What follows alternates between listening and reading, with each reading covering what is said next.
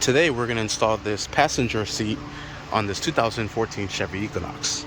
Alright, first we'll fold our chair up, then we'll toss it in there. Alright, while I have it reclined like that, let's go ahead and connect this pigtail here.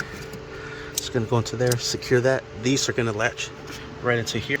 Bring this down and match it up. Alright, and there it is. Then slide your seat all the way forward.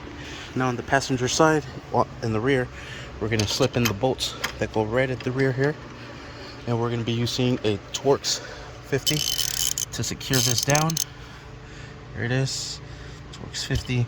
And we're also going to be using a Torx 30 to secure the seat belt into place. There it is. And then just secure both of them into place. Alright, then secure this one down as well. Alright, now we'll install the seat belt. This is going to go right into here.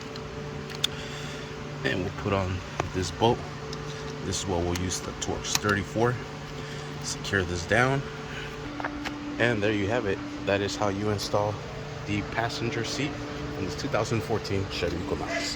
Thanks for watching. Please like and subscribe.